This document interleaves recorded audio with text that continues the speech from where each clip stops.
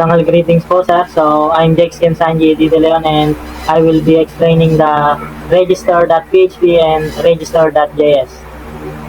So first we start the PHP session so we can store the CSRF token and access the session variables. Then we include the file that connects to our database.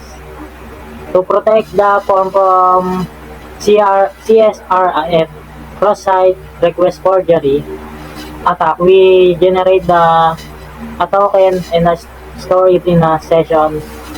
This token will embed it in the form and check when the form is submitted. This is the variable we prepared to store any error or success message that we want to display to the user. So in this, we check if the form is submitted using the post request.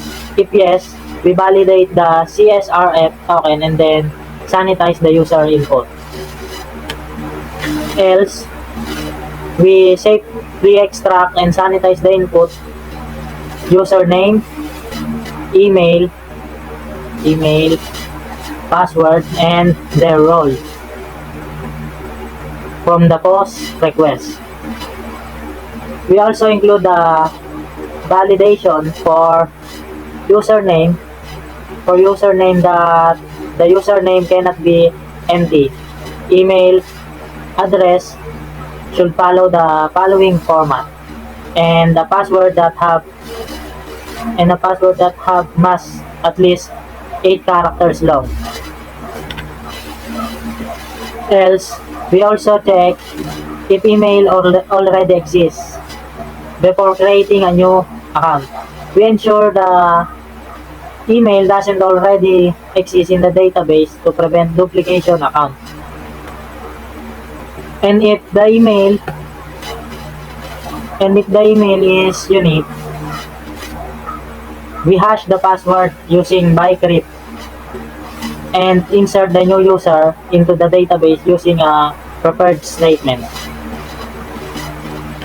If register successfully, show the message registration successful and redirect to the login.php.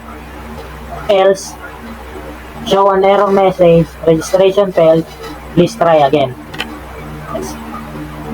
To clean up, we close both the preferred statement and the database connection. Moving on to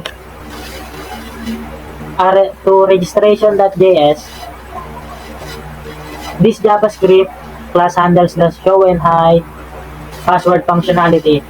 It creates a button next to the password. Fill and toggle its visibility when clicked. Set up the toggle button inside the input wrapper. We add the button with an eye emoji inside the same container as the password input. This button allows the user to toggle password visibility. Getter and setter for visibility. This part of the class toggles the type attribute of the password field between text and password. Depending on its current state, it also changes the icon to represent show and hide text. Lastly, initialize the password toggle and on page load. We instantiate the password toggle class when the page finishes loading, enabling the features automatically. And that's all. Dangal greetings, I am Presley Bidasila and I will discuss our library login page. So first, what we need to do is create a PHP tag here since we are using a PHP language. After creating a PHP tag, create a session start here so that we can use a super global, and it will do is we can access data across pages. For the next line, it said it require one dbconnect.php. This line of code do is that if the user enter a wrong email and password, he or she cannot log in. So let's move to the dbconnect.php. So this is what dbconnect.php. This code creates a connection to a MySQL database called a library, wherein on localhost using the root user with no password. Check if the connection was successful and stop the script if it's failed, and set the character encoding to the here UTF-MB4 to support a wide range of characters including special symbols and emojis. So let's move on to the login. So if the user enter a incorrect message, the error will pop up. So moving on. So this code check if the form was submitted using the post method, then it stores the value of the email field into a variable login email and stores the value of the password field into the login password variable. If either field is missing, it will use a empty string instead this. And moving on, this line of code, check if the login email or the login password is empty. If either one is empty, it sets the variable error message, which is this. Wherein please enter both email and password. Moving on to the else, if both password and email are provided, this code prepares a SQL query to get the user's ID, username, password hash, and role from the user's table, where the email matches the entered email, finds the email to the jQuery to prevent SQL injection, execute the query, and fetches the user data as an associative array. So moving on to the next slide. Here, it checks the user data was found and the entered password is correct using a password verify. If both conditions are true, it stores the user's ID, username, and role in the session to keep the user login across pages. And moving on to the sign up code. This code checks if the user role converted, if the user role, and then let's click them to the corresponding dashboard page based on the role the user enter a admin, it will go to the admin dashboard. Librarian goes to librarian dashboard, and student goes to the student dashboard. After redirection, it stops the script, but if the login failed, it sets an error message says invalid credential. And finally, it will process the database statement. So this line of code closes the database connection held by con variable. So let's move down. So you can see here, this PHP code checks if the variable error message has a value. And if it does, it displays an HTML div with the class alert error containing the error message stores in variable error message. So let's move on to the JavaScript. And this overall code for the JavaScript class, it enables a password visibility toggle button for a login form. It makes the form ID and password input ID, adds a button next to the password field that lets user show or hide their password by clicking an eye icon, and updates the eye icon based on whether the password is visible or hidden. So that's all for the login page for our project. Mga greetings po sir, I am John Brian Akala and I am here to explain to you our project. So first let me introduce to you my member. We have Mr. Paul Bernal who will explain the librarian dashboard.php. Next is Mr. Cabuñas who will explain the admin dashboard.php. The next is Mr. Dasilmo who will explain the login.php. Last is Mr. De Leon who will explain the register.php. So now I'm going to start. So this line will we add a function session start to let the PHP session to start. So this will check if the user is logged in and as a user ID and as a role student. So it will only allow those who have a role student. If it's not, then the user will redirect to the login page and will stop the execution. Here we also include a connection between the PHP and the database. So this line will determine which page to display based on the page parameter in the URL. We set a default to home if no page is specified. So this here we initialize a variable to store error and success message. So this section will handle the post request when student borrow or return a book. So this part will check if the book is available. So if the book is available, it will be marked as unavailable in the database. Then it will record the borrow transaction in a table format using the current user ID. After that, it will print a success or error message if there's an error during the transaction or after.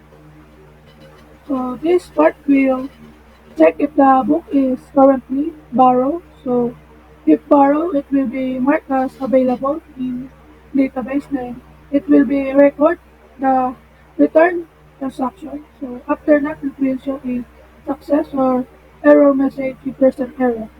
So next is PMG section will handle book search functionality.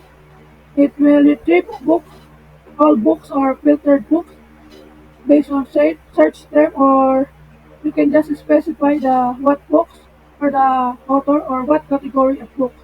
Then the result will be sorted according to the creation date, means the old book first. So last year this will retrieve transaction history for the login and login student. So next is if you join with books table, you get the book titles and limits only to 10. So most recent transaction, it will be sorted by the transaction date. So old first. Then lastly, this will close the database connection when done. And that's all. Thank you. So, dalang greetings. I am Paul Vincent Bernal. In this video, I'll be explaining the library dashboard from our e-library system for the final project. So, in this PHP script, I handle all the core operations for managing books and transactions on the library dashboard.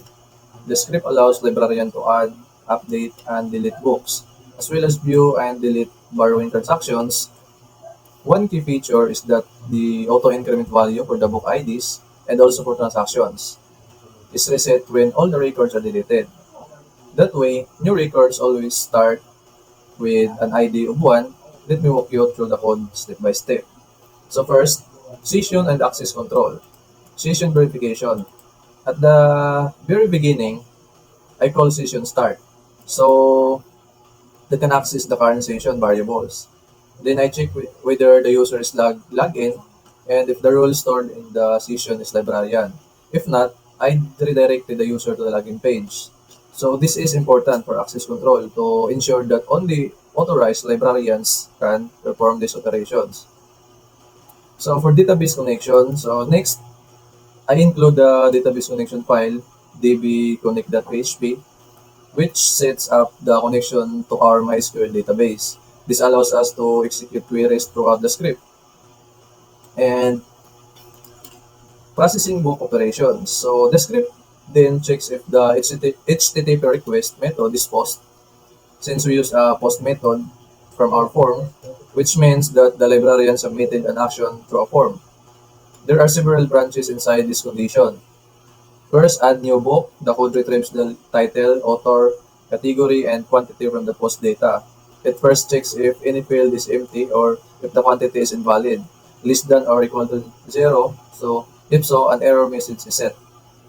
Otherwise, before inserting a new book, the script queries the database to count how many books exist. If the count is 0, meaning the table is empty. So, it runs an SQL command, alter table books auto increment equals to 1 to reset the auto increment so that the next inserted box gets an ID of 1. Finally, it prepares and executes an insert statement to add the new book and sets a success message if the query works or an error message otherwise. So next, for the update book, when updating a book, the code gets the book ID along with the updated title, author, category, and quantity. It validates that one of these fields is empty or invalid. It then checks if the book exists by selecting its quantity. If the book is found, it prepares an update statement that modifies all the fields. A success or an error message is set based on the result of an update. So for the delete book, the code retrieves the book ID from the post data. It then prepares and executes a delete statement to remove the book from the books table. Depending on the result, it sets a success or error message. So for the delete all books, when the librarian chooses to delete all books, the code runs a delete query without where clause to remove every record from the books table. After that, it resets the auto increment value by running alter table books auto increment equals to 1. This means that when a new book is added afterwards, it will get an ID of 1. And a confirmation message is set to indicate success.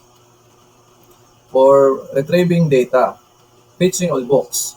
After performing any actions, the code retrieves all the books from the table, ordering them in ascending order by the ID. This result is stored in the book variable books array. Fetching borrowing history. Additionally, the code retrieves up to 50 transactions from the borrowing history. It joins the transactions, books, and users tables to bring in details such as the book title and student username. These transactions are stored in the variable transactions array.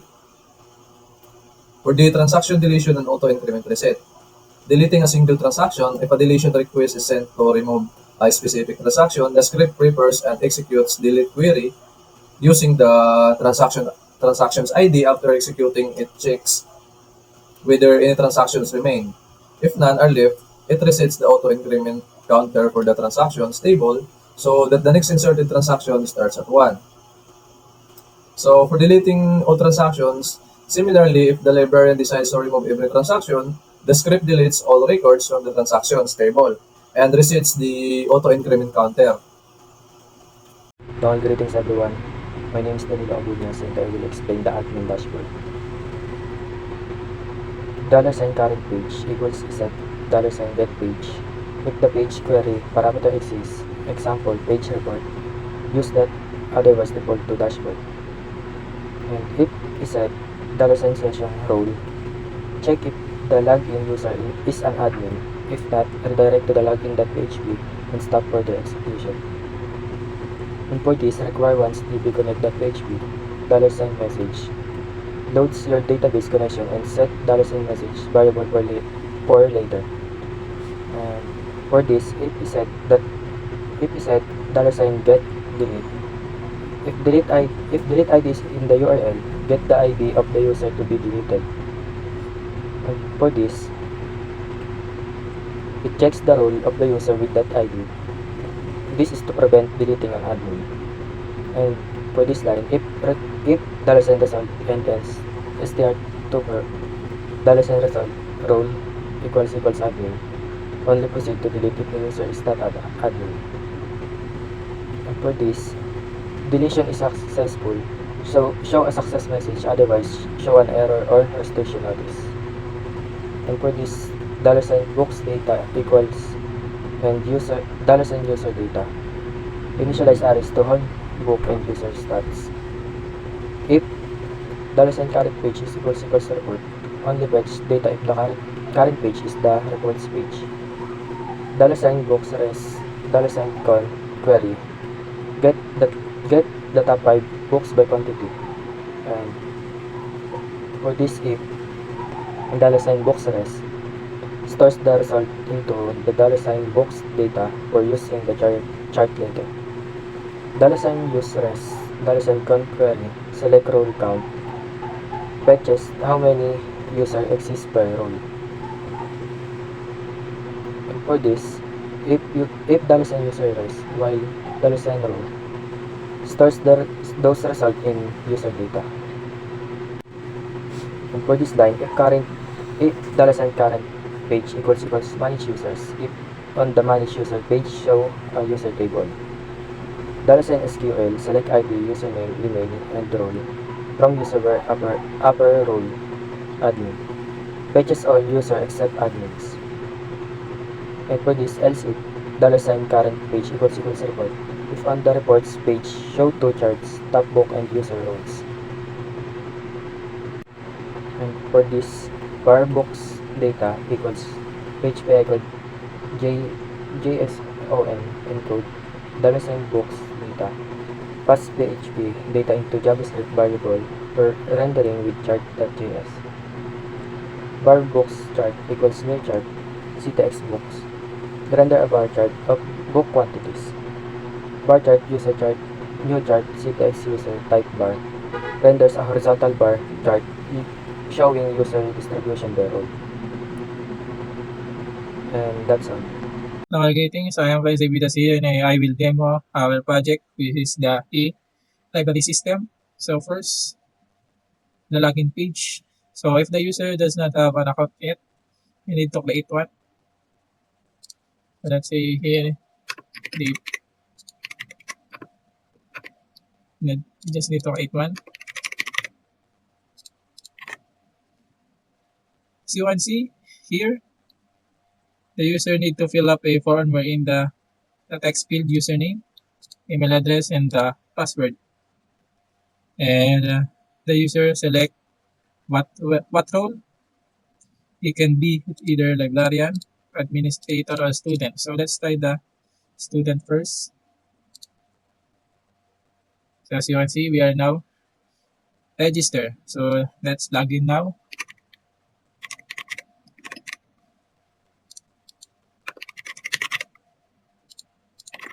So let's log in. So wait, let me show you guys if the user enter a incorrect password.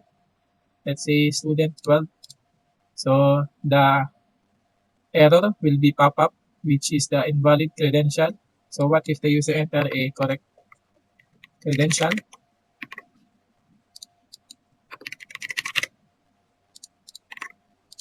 So as you can see here now, we are now login to the student dashboard. So now we are now on the student dashboard. So you can see here there are navbar here, which is the home, available books, and borrowing history. So let's try the available books. So let's try to borrow this book, which is the data structures and algorithm. So as you can see here, the status will be changed to borrow, and the action will be changed to return. So let's see if the borrow is being generated to the history. So as you can see here, the data structure algorithm title, book title will be borrowed at May 16, 11:56 a.m., which is the time that I'm recording now. So let's say the user return it. A successful message will be pop up here, and let's go to borrowing history again. So as you can see, the book will be returned as of the 11:57 a.m. So let's try the filtering of our project. Let's say we're searching for the Java. So as you can see here, if I enter, the Java for beginners will be the one who will stay and the others will not. And we have also a J here, which is that it will clear all the search bar. So, so that's all for the student dashboard. So the action here will be borrow only. So thank you. Let's move on to the librarian dashboard. For the librarian dashboard, as you can see here, the navbar here, which is home, available books, and borrowing history. We will also hear the username that I entered before, which is not seen on the video. So as you can see here, unavailable books, there are three types of books here, which is the data structure algorithm, the two invisible soul, and Java for beginners. So let's add one more book, which is title One Piece. The author will be Oda, and category manga, and the quantity will only have one. So as you can see here, the successful pop-up message will appear. So let's go to the available books if the books will added. The books is added. So as you can see here, the book will be added, which is the title of One Piece, Otoroda, and category is manga, which is I enter before. Let's change the category for fiction. Let's say the category will be fiction. Update book. A pop-up message will enter again. So as you can see here, the category will be changed to fiction, which is before it is a manga. So let's say I delete a book here. Let's say I delete the Java for beginners. So as you can see here, a pop-up message will appear also, which is book deleted successfully. Let's go to the available books. So as you can see here, the book is gone. So for borrowing history, this is the history that the student borrow that I do last time on student, which is 11:56 a.m. borrowed and returned 11:57 a.m. Let's say I deleted this borrowed. So as you can see here, transaction deleted successfully. As you can see here, the transaction will be deleted. So what if I log in again to the student dashboard? So let's log in again. So pass. If the book is deleted.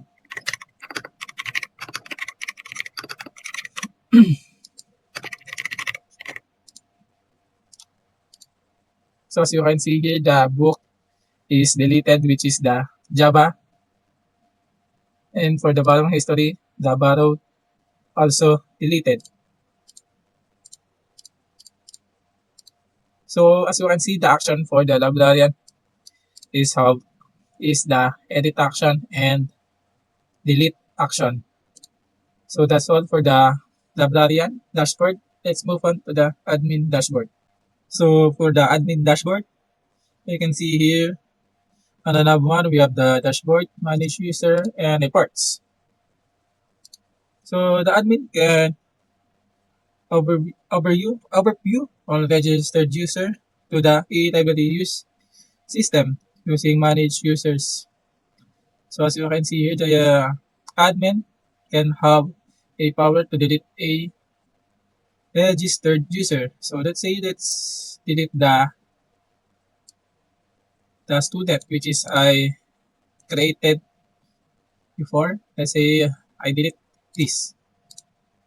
As you can see here, the user deleted successfully. So let's try to log in that account.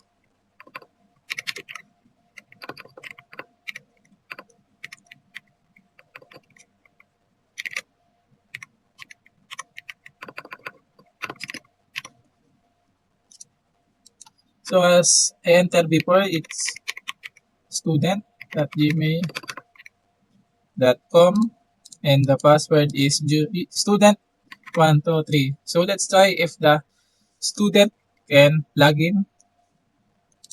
So as you can see, the student cannot log in anymore because we deleted its account. So that's all for the manage user. Let's go to the reports.